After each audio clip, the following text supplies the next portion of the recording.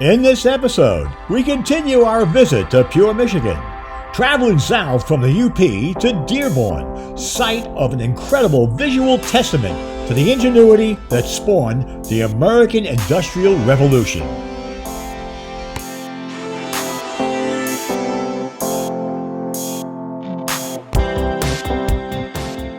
Henry Ford created an incredible museum, a museum of the Industrial Revolution. Known as the Henry Ford, this is the Henry Ford Museum of American Innovation.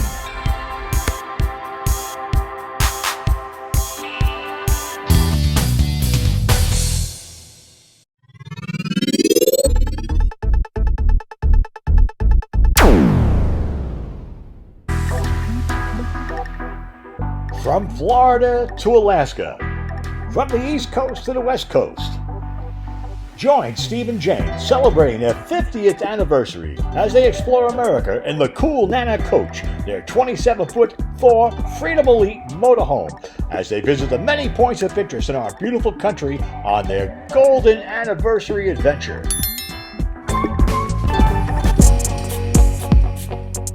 The Henry Ford, also known as the Henry Ford Museum of American Innovation, and also known as the Edison Institute, is a large indoor museum complex, a National Historic Landmark in the Detroit suburb of Dearborn, Michigan.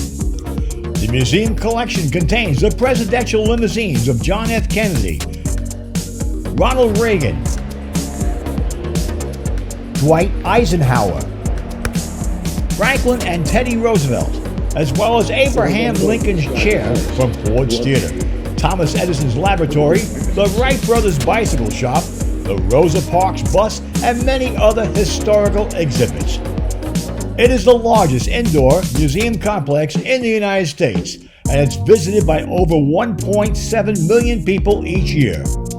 It was listed on the National Register of Historic Places in 1969 as Greenfield Village and Henry Ford Museum, and designated a National Historic Landmark.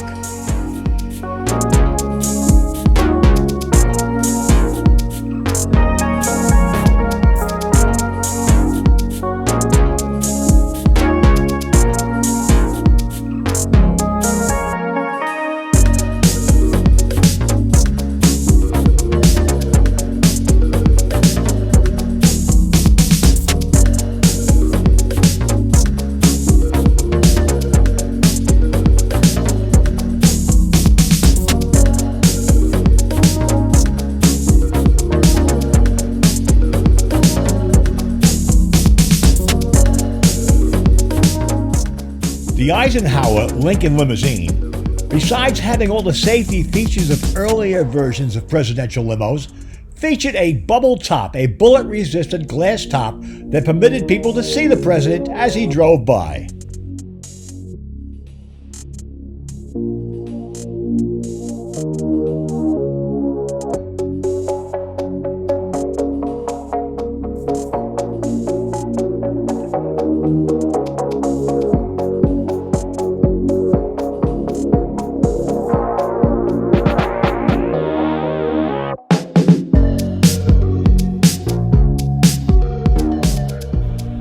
With war looming in the not-too-distant future, the White House staff sent 5 pages of special instructions with the order for this first car expressly designed and built for the president. This 1939 Lincoln had extra-wide running boards, special grab handles for Secret Service personnel, bullet-resistant glass, bullet-resistant tires, special compartments within the car for firearms, and many other features not listed publicly.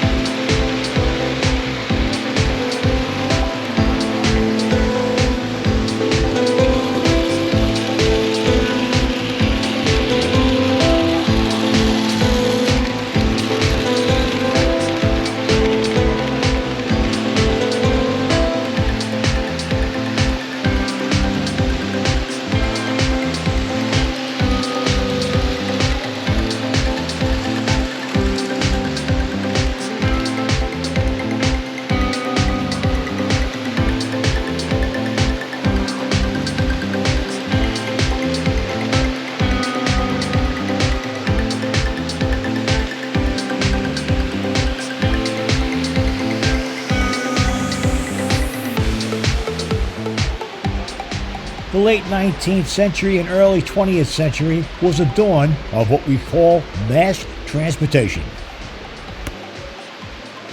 Cable cars, trolleys, buses, subways, trains all gave way to the new means of transporting the masses through the city environments.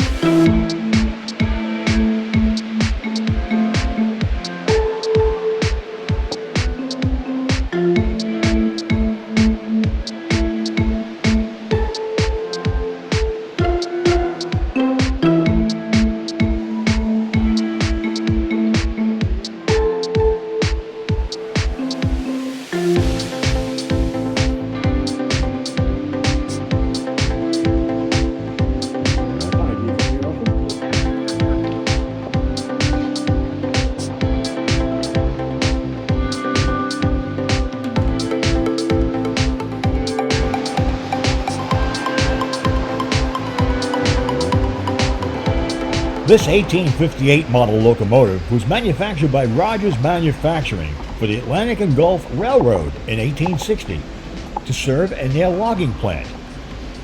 This 4-4-0 wood-burning locomotive was acquired by Henry Ford in 1924, and he renamed it Sam Hill for a Michigan Central Express train engineer. It was later renamed the President in honor of President Hoover when it was selected to pull specially built cars for the 1929 grand opening of the Ford Museum.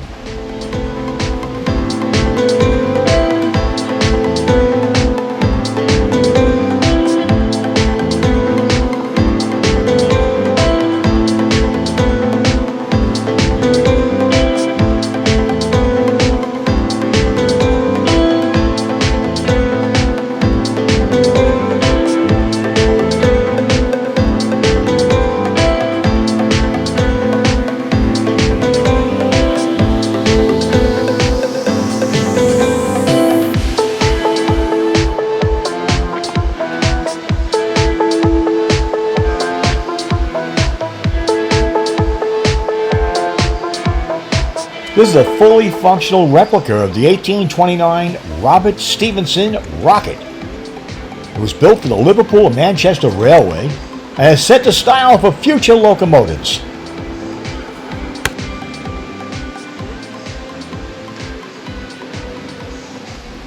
This behemoth is a 1941 Allegheny locomotive, the symbol of power, one of the largest locomotives ever produced in the United States.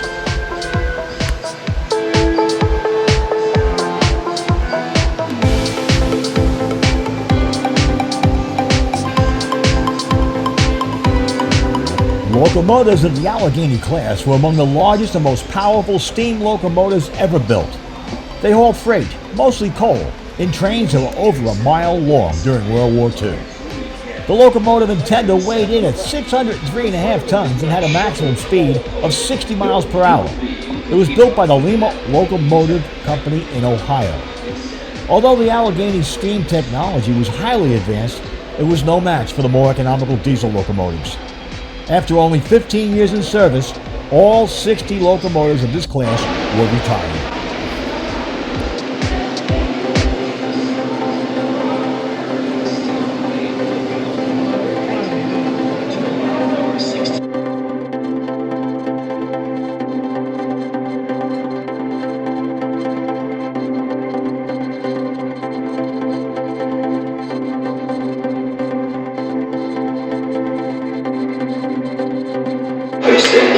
Each set of wheels can pivot independently, allowing the 76-foot-long locomotive to bend around curves. Railroaders call such engines articulated locomotives. The engineer sat on the right side of the large, roomy cab, while the fireman sat on the left. The fireman did not shovel coal, however. No human being could keep up with an Allegheny's appetite for fuel. Instead, the fireman operated a screw conveyor that moved coal from the tender to the firebox. The life of the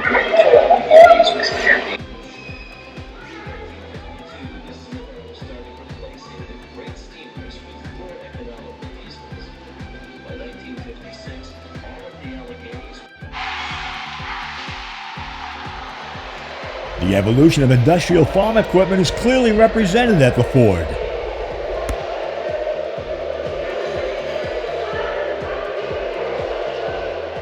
You can see there's an incredible collection of heating stoves dating back to the late 1700s up until the 1940s.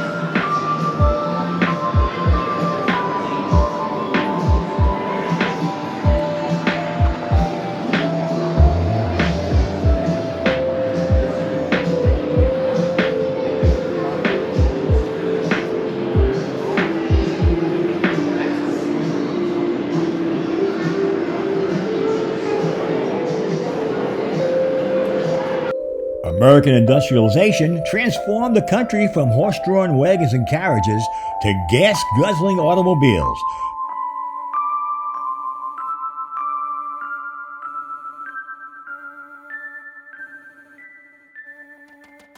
Full-service auto gas stations began springing up all across the country. A complete Texaco gas station on site really brings back some nostalgic memories. Along with a 1939 tanker.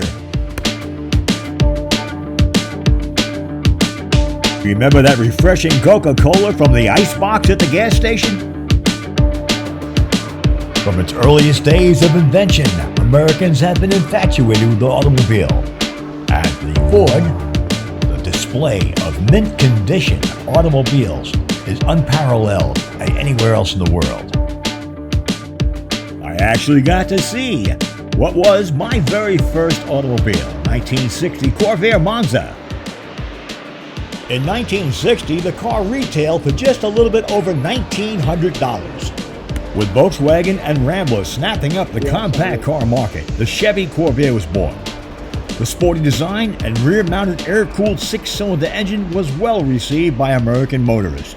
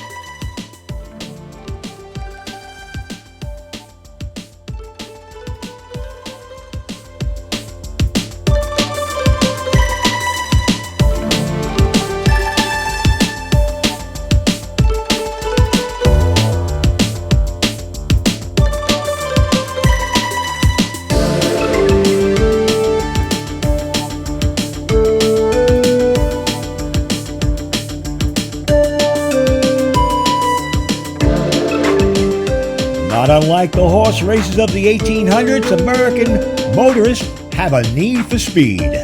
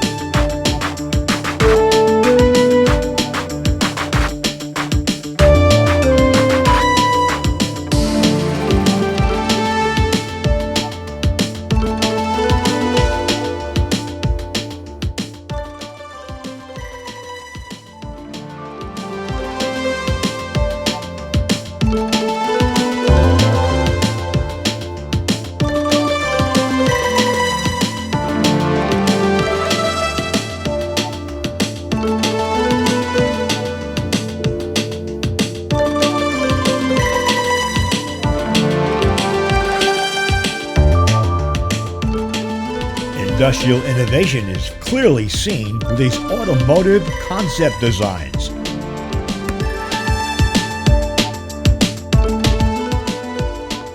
Today's blossoming RV industry was spawned by the very first camper van made by Volkswagen.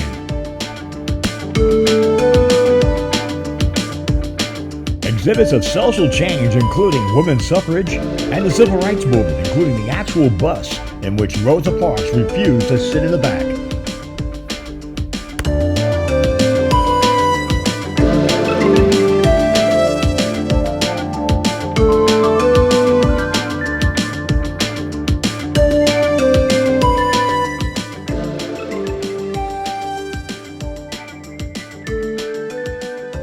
Ice cream shops, fast food restaurants, and diners began appearing across America's highways as Americans hit the road.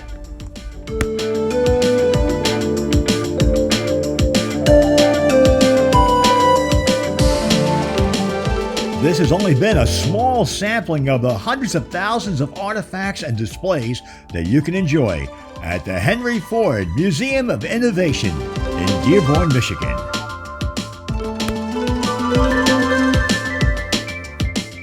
I hope you enjoyed this episode of Jane and Steve's Golden Anniversary Adventure.